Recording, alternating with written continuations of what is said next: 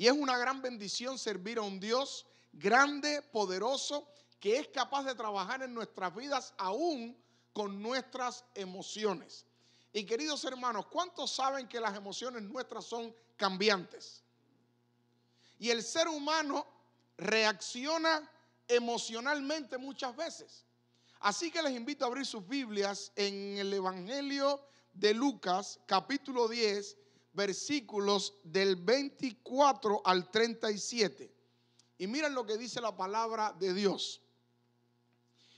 Y he aquí un intérprete de la ley se levantó y dijo para probarle: Maestro, ¿haciendo qué cosas heredaré la vida eterna?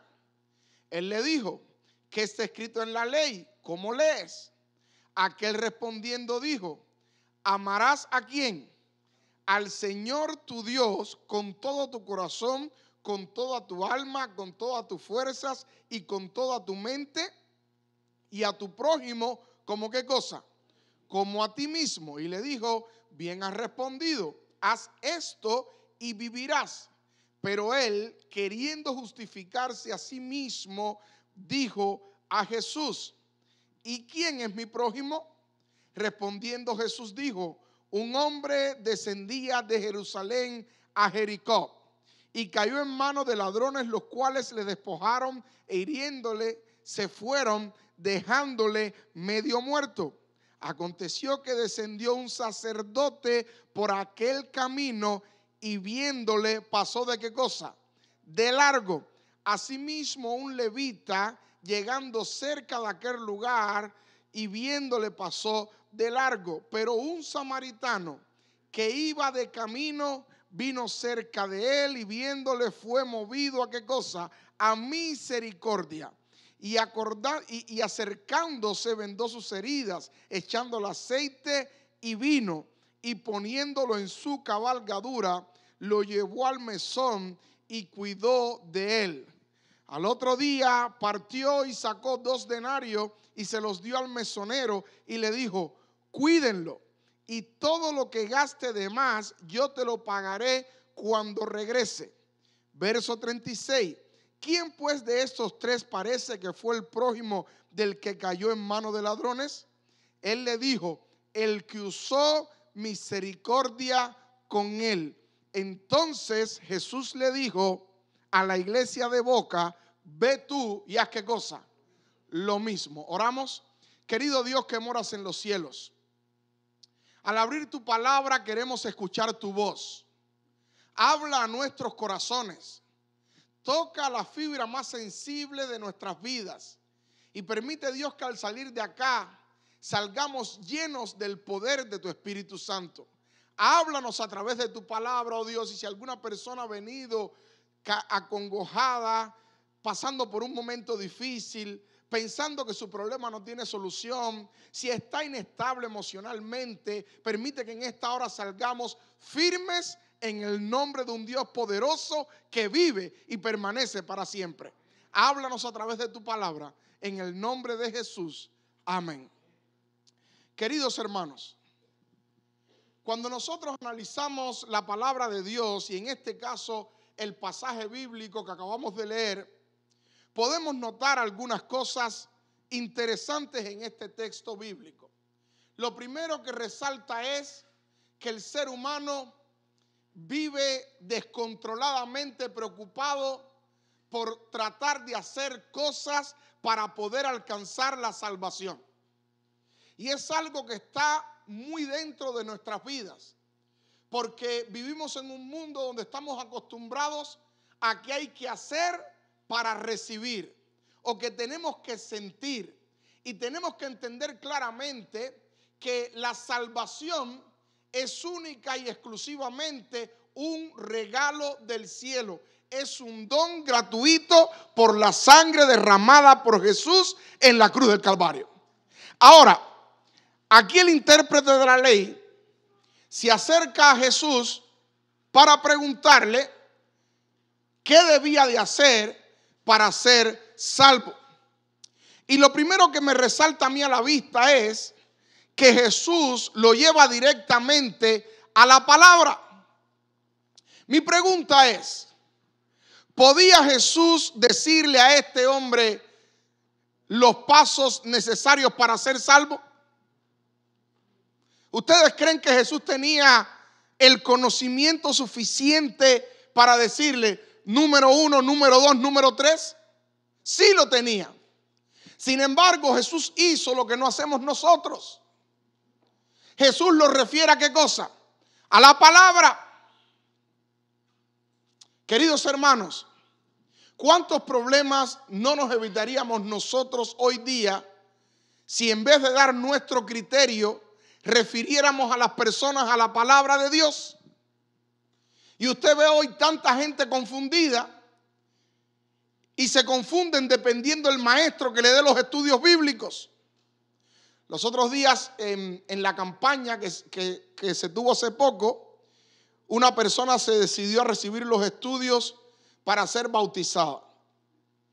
Y yo le dije, mira, te recomiendo que vayas con el maestro tal, porque si vas con fulano, con mengano, te van a confundir.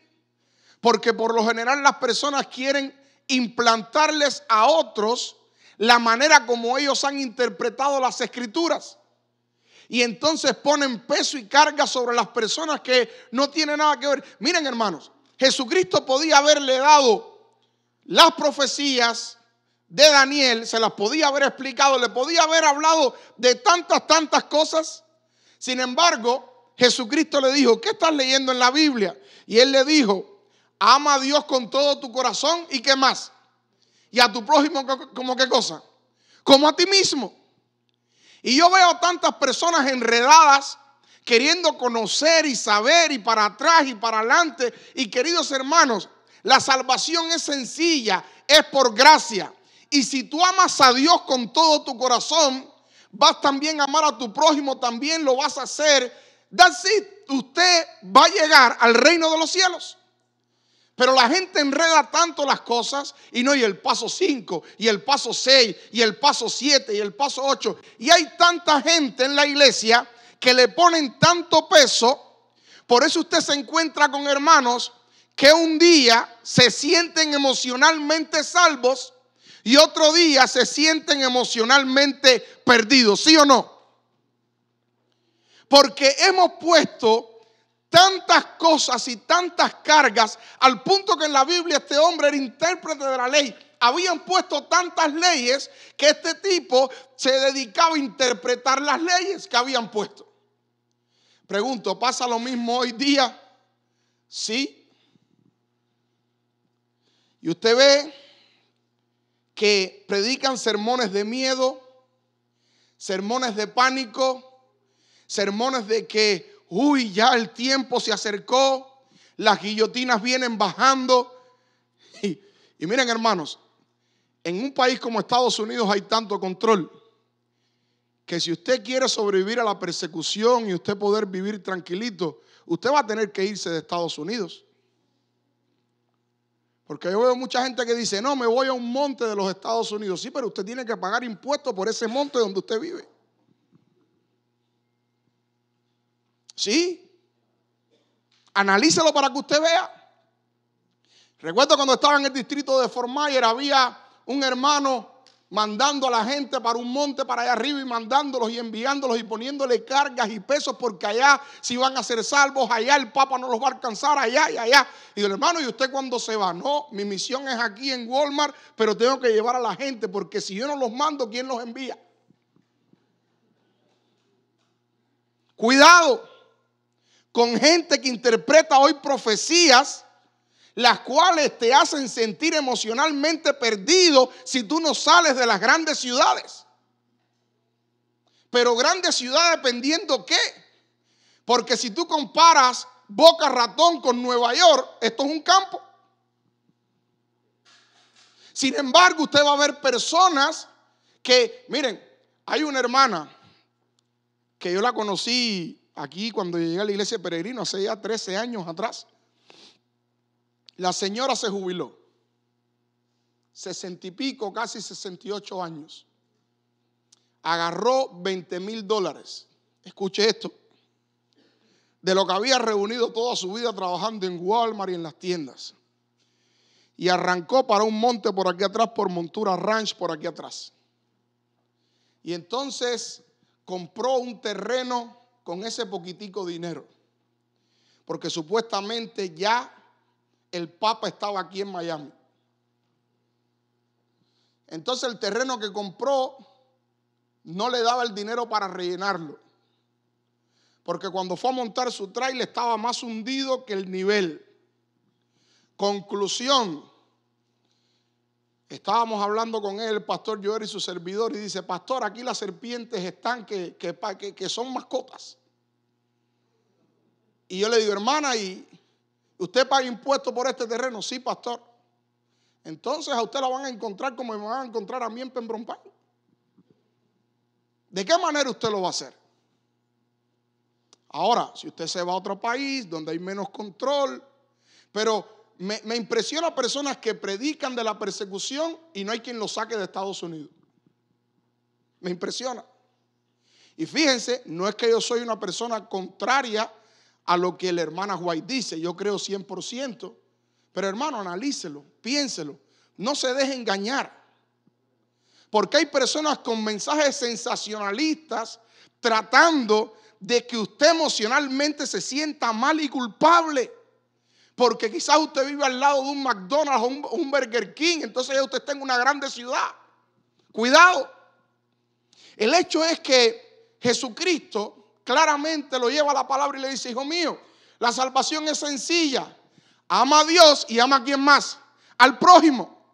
Y querido hermano, hay personas que emocionalmente no se sienten llenas y satisfechas, no se sienten seguras, pero a la vez son buenos cristianos. Y usted dirá: pastor, ¿se puede estar un poco mal emocionalmente y a la vez ser un buen cristiano, no estar fallándole a Dios? Sí, pero escucha esto. Hay gente que busca de Dios, busca de la Biblia, pero se va tan profundo queriendo hacer las cosas por él mismo, que al final cae en un vacío emocional. Y entonces no entendemos que la única manera de ser salvos se llama Cristo Jesús. Y cuando ponemos, por eso usted ve gente que hace todo por sus propias fuerzas sin buscar a Jesús. Y entonces usted ve gente aparentemente sana espiritualmente, pero son chismosos. Se pasan la vida chismoseando de los demás, criticando al prójimo. Hermano, cuando yo miro a Jesús, yo miro a un Jesús que siempre trataba de salvar al prójimo. Y mientras más perdido, más lo amaba. ¿No me crees? Dice la Biblia que Jesús vino a buscar y a salvar ¿qué cosa? Lo que se había perdido. Ahora, dice la Biblia que este hombre le dice: bien has respondido. Dice Jesús: haz esto y ¿qué cosa? Y vivirás. Y hermano, yo no sé usted, pero estamos hablando de un personaje intérprete de la ley. Una persona correcta. Una persona que se conducía como se tenía que conducir, que hablaba como tenía que hablar, que articulaba la voz como tenía que articular. Hermano, era un hombre que cuando usted lo veía decía: es un ejemplo. Ahora imagínate cuando Jesús le dice: oye, qué respuesta más bonita, haz esto y vivirás. Él debió haberse ido tranquilo. No, pero había algo que él tenía en su corazón. Había una penita que él tenía, había un vacío emocional, algo le faltaba, porque él no entendía del todo la esencia de la salvación. Y él le dice: ¿y quién es mi prójimo? Ahora, Jesús allí podía haberle respondido sencillamente: tu prójimo es el samaritano. Y ya.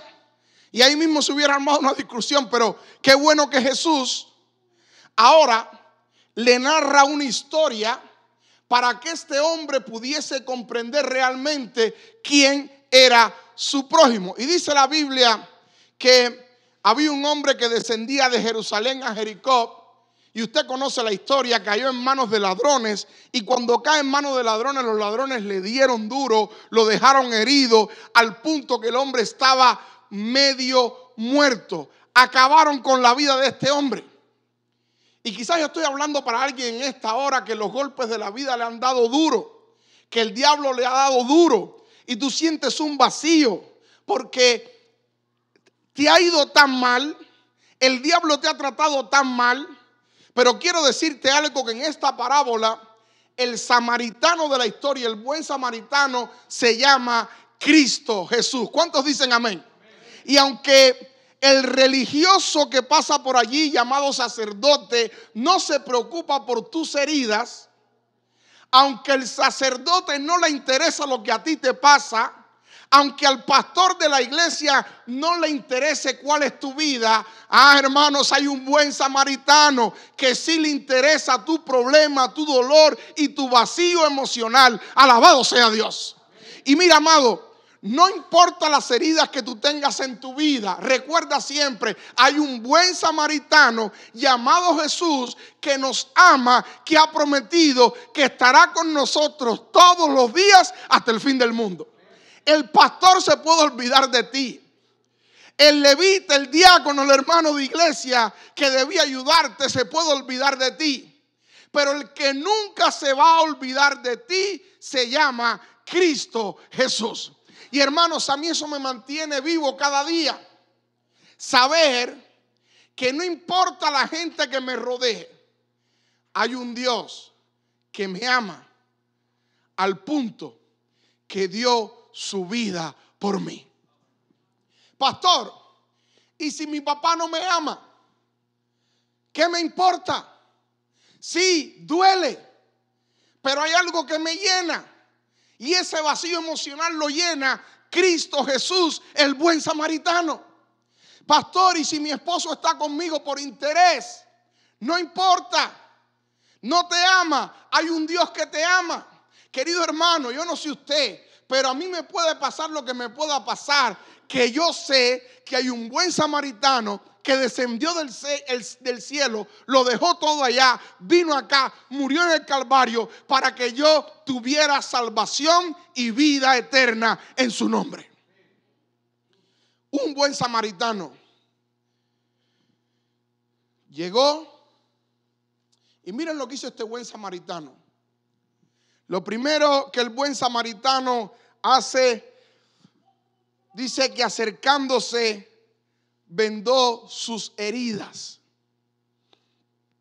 ¿Qué quiere decir esto, pastor? Que cuando tú has sufrido algo emocionalmente, un divorcio, una bancarrota, has perdido una casa, algo malo pasó en tu vida, lo primero que hace Jesús como buen samaritano es vendar tu herida. ¿Y qué quiere decir esto, pastor?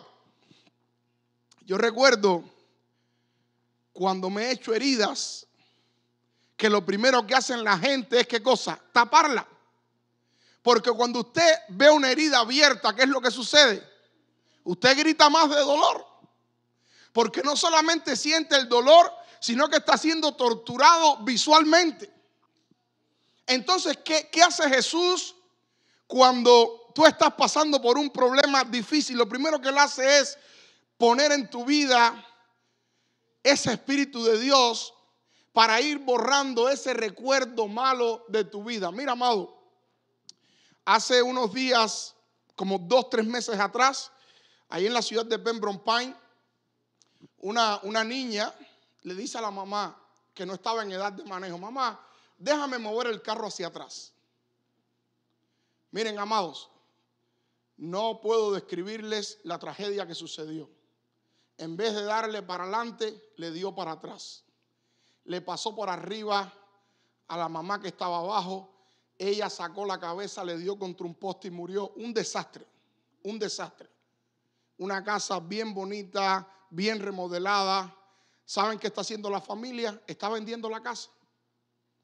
Porque no tienen manera de seguir viviendo en un lugar con ese recuerdo. Por eso, no es menos cierto que dice acá que Jesús, como buen samaritano, dice que lo primero que hace es que le vendó las heridas. Dice que tomó a aquel hombre, le vendó las heridas, porque emocionalmente nosotros tenemos que entender que si tú pasaste por un trauma en tu vida bien grave, tú debes tratar de olvidar eso y llenarte del poder de la palabra de Dios. Pero hay gente que se divorciaron y todo el tiempo están hablando de lo mala o lo malo que era esa rata de dos patas. Y estamos en Disney World y entonces, no, pastor, qué malo era ese hombre. Hermana, móntese en el Rey de la Sirenita y olvídese de ese hombre.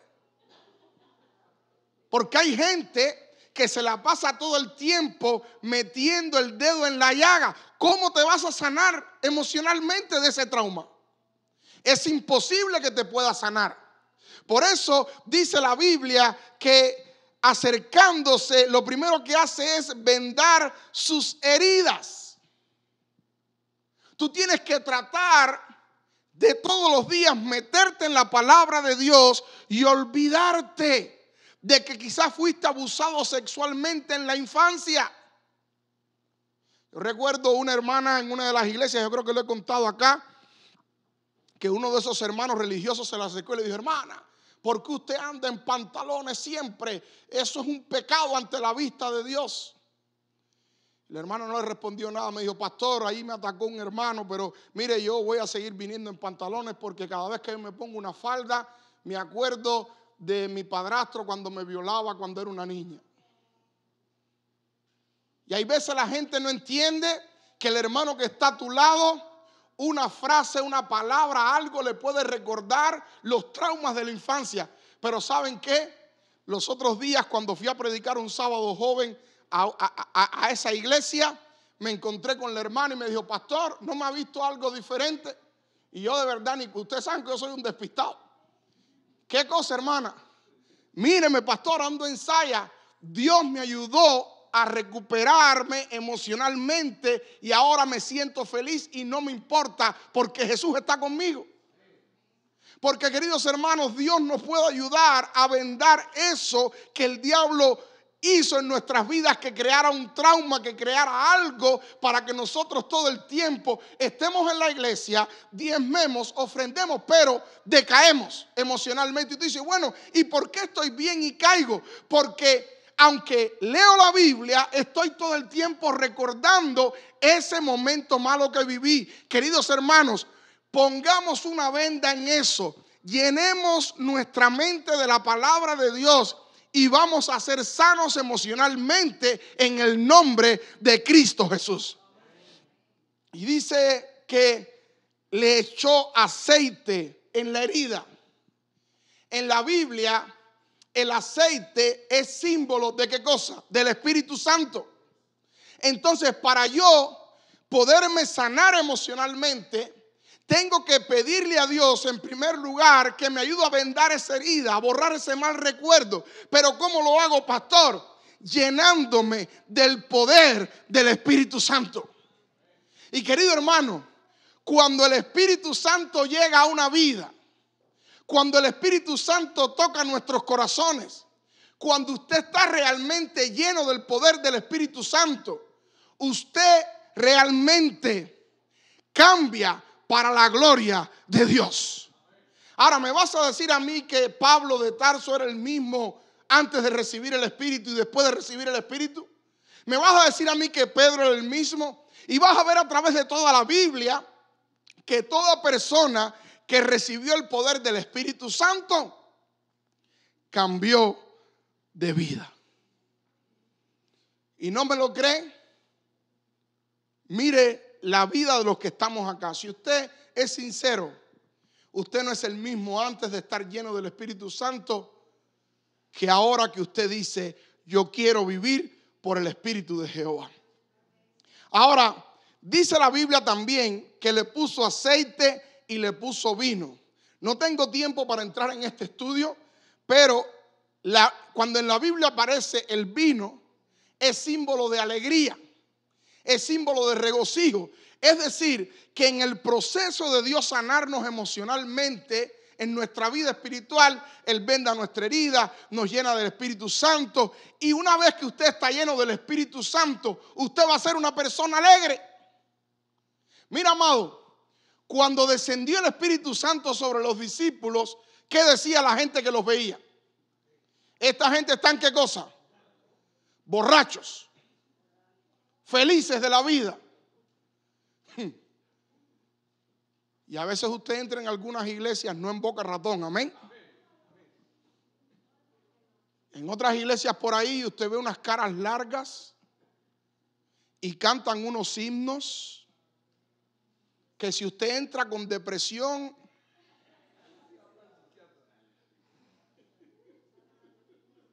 debían repartir cuchillas en la puerta. Que yo digo, señores, ¿dónde está el gozo del Señor?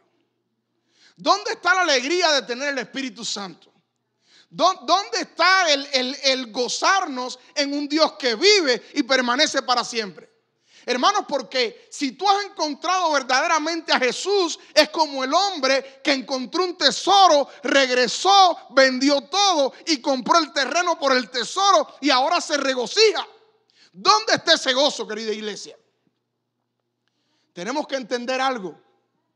Dios quiere cristianos llenos del Espíritu Santo que se gocen en el nombre del Padre, del Hijo y del Espíritu Santo. Y ahora, queridos hermanos, dice que lo puso en la cabalgadura, lo llevó al mesón, lo cuidó y al otro día partió y sacó 2 denarios y le dijo: si con esto no te alcanza, aquí viene el punto clave, si con esto no te alcanza, cuando yo regrese, ¿qué voy a hacer?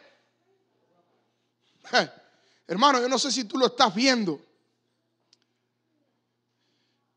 pero ¿quién es suficiente aquí para poder alcanzar la salvación? Hay alguien que dice: pastor, yo estoy listo para ir al cielo hoy con el Señor.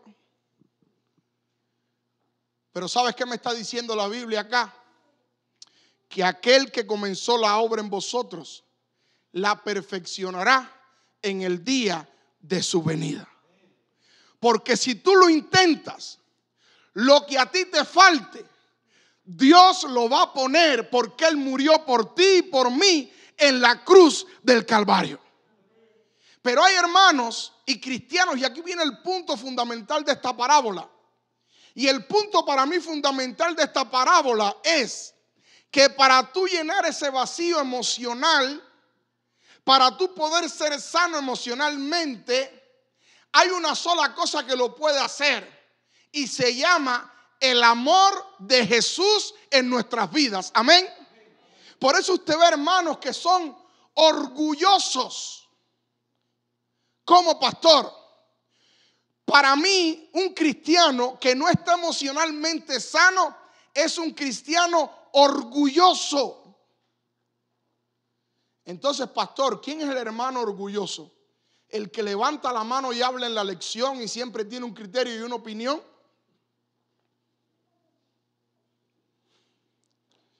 ¿Saben que orgullo es igual a inseguridad? Un cristiano orgulloso es un cristiano inseguro. Y la inseguridad es igual a falta de fe.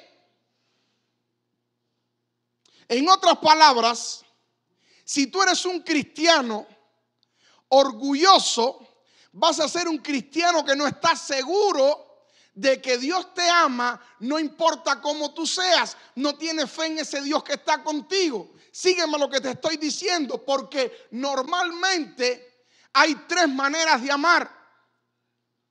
Y la tercera es la manera correcta de sentir el amor de Dios hacia nosotros y nosotros amar a Dios de la misma manera. La primera manera de amar es un sí condicional. En otras palabras, te voy a amar si haces la tarea. Te voy a amar si te portas bien. Te voy a comprar los zapatos si haces lo que te dije. ¿Y saben que en la iglesia pasa igual? Vas a tener un cargo de junta en la iglesia si te portas bien. No, William para director misionero no, porque William no se porta bien. No, el hermano Osvaldo para tal cosa, no, porque no hizo tal cosa. Saben que humanamente ese es el amor al que estamos acostumbrados. Ahora, hermanos, si Dios nos amara por las cosas buenas que nosotros hacemos, estaríamos todos perdidos. Estaríamos suicidados emocionalmente hablando. Seríamos como seres humanos tipo las focas. ¿Cuántos han visto un show de leones marinos? Son unos animales prietos, gordos, parecidos al pastor, que andan allí. Cuando de repente hacen algo bien, ¿qué sucede? ¿Le dan qué cosa? La salvación sería muy fácil. Me porto bien y qué cosa, y me salvo. Pero hermanos, seamos sinceros aquí. ¿Cuántos lo hemos hecho todo bien? Levante su mano. Ahora viene la pregunta: ¿a cuántos Dios nos ha bendecido? ¿No los merecemos? Pero hay un sí condicional que el diablo nos mete en nuestra cabeza, y entonces cuando fallamos, al momento llega el vacío. Lo hice mal, Dios me va a castigar, Dios me va a maldecir. Sin embargo, hermanos, créame, empezando por mí que soy pastor, yo lo he hecho todo mal, pero la misericordia de Dios es tan grande que a pesar de, me sigue bendiciendo. La segunda manera de amar es la manera porque. Mírenlo de este punto de vista. A ninguno de nosotros nos gusta que nos amen porque. Imagínense que usted se levante por la mañana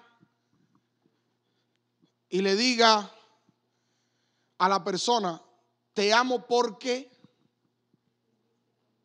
me diste comida. Ahora, el ser humano le gusta que su esposa le diga: estoy contigo y te amo porque eres un hombre proveedor, porque eres un hombre inteligente, porque te levantas todos los días a trabajar. Esa manera de amar a todo el mundo le gusta. Y nosotros hasta negociamos con Dios a veces: Señor, bendíceme porque yo te he sido ¿qué cosa? Fiel. Y reclamamos. Y no entendemos que Dios nos bendice, no importa lo que nosotros hagamos. Pastor, no se mete en ese tema porque se está yendo demasiado allá y la gente va a fallar y va a pecar. Bueno, si tú no entiendes lo que estoy diciendo, ok, pero yo te digo algo: tú no vas a recibir porque has hecho nada, porque al final, como único tú puedes alcanzar a la salvación es porque Cristo Jesús lo hizo todo.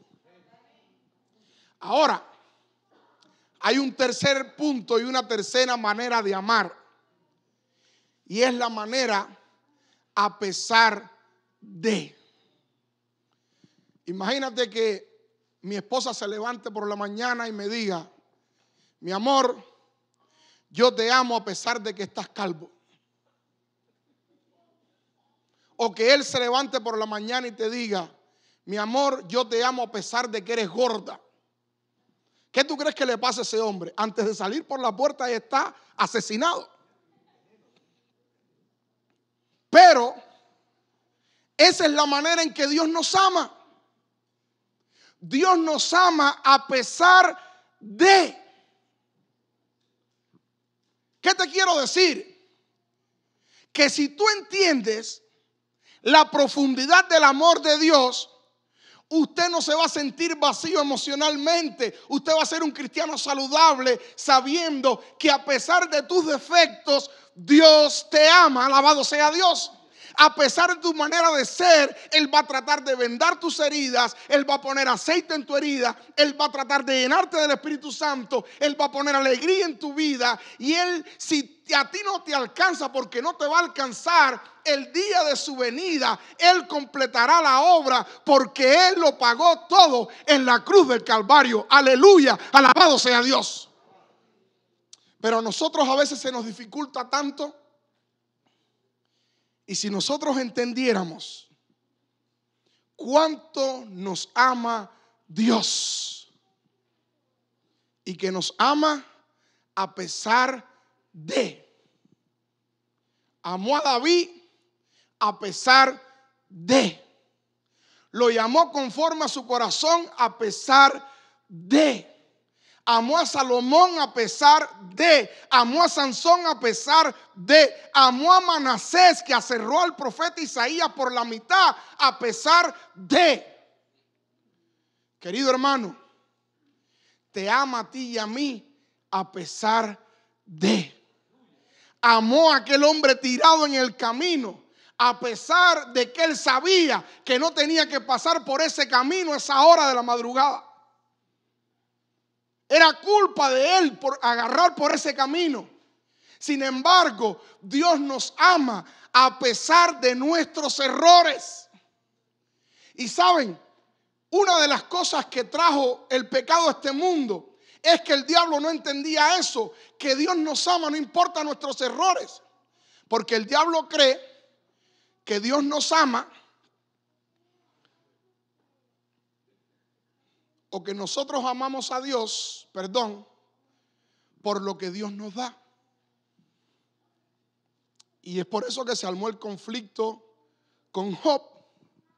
Y el diablo le dijo: quítale todo lo que él tiene, porque Job te ama por un sí condicional, o Job te ama porque tú has sido bueno con él. Y Dios le dice al diablo: Job me ama a pesar de. Y mi pregunta es: ¿amas tú a Dios a pesar de? A pesar de no tener trabajo, a pesar de haberte divorciado, a pesar de estar pasando por un momento difícil con tus hijos, a pesar de esas cosas, aún tú continúas amando a Dios con todo tu corazón, con toda tu mente y con toda tu fuerza. Y eres capaz, a pesar de que tu prójimo te haya hecho algo malo, amarlo. Si la respuesta es sí, tú tienes el reino de los cielos garantizado en el nombre de Cristo Jesús. Porque Job lo perdió todo y siguió amando a Dios. Y el diablo tuvo que decir, como siempre: Dios, tú tenías la razón. Querida iglesia y querido hermano, yo no sé por el vacío emocional o espiritual que tú puedas estar pasando, pero la manera de hallar sanidad a este vacío es sentir un amor hacia Dios a pesar de. Pueden venir momentos difíciles, pueden venir circunstancias graves, van a venir momentos donde tú le falles a Dios, pero acuérdate, tú puedes acercarte siempre confiadamente al trono de la gracia, porque a pesar de tus errores, siempre que tú decidas regresar, Dios te va a amar. Gloria a Dios.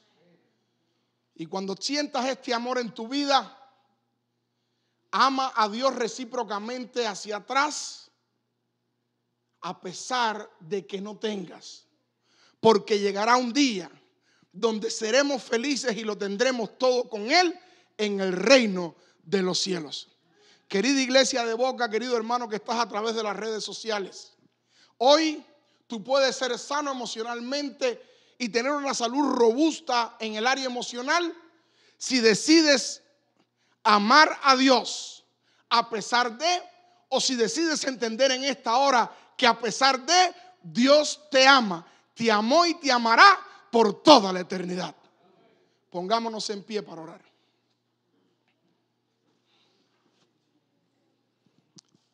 Querido Padre que moras en los cielos, te damos tantas gracias por tu palabra. Te damos gracias por la experiencia del buen samaritano, Porque a pesar de que el diablo llegó, lo dejó herido, medio muerto, tirado en el camino, tú llegaste, vendaste sus heridas. Y hoy pedimos, Señor, que cualquier episodio negativo que hayamos tenido en nuestras vidas, por favor, cúbrelo, Señor. Borra nuestra memoria. Permite que nos llenemos del poder de tu palabra. Padre, llénanos del poder del Espíritu Santo. Trae alegría a nuestras vidas, a nuestros corazones, a nuestra familia. Que podamos ser agentes de cambio. Que las personas nos vayan a sonreír a pesar de. Que podamos entender que a pesar de nuestros errores tú nos amas. Y que nosotros podamos entender, Señor, que aunque el diablo ponga tropiezos y fallas en el camino, nosotros podamos amarte como te amó Job. Aunque lo perdió todo, siguió alabando al Dios de Israel. Querido Padre, en esta hora nos ponemos en pie, sabiendo que tú nos amas al punto que moriste en la cruz del Calvario. Y permite, Dios, que nosotros podamos devolverte ese amor al punto que aunque se desplomen los cielos, nos mantengamos firmes de parte de Cristo Jesús. Y querido Dios, si alguna persona se siente mal emocionalmente hablando o está pasando por un momento difícil, que pueda entender que el amor de Dios perdura y perdurará por toda la eternidad. Padre, como pecadores no tenemos ningún mérito, pero todas estas cosas te las suplicamos en la sangre preciosa de Cristo Jesús. Amén.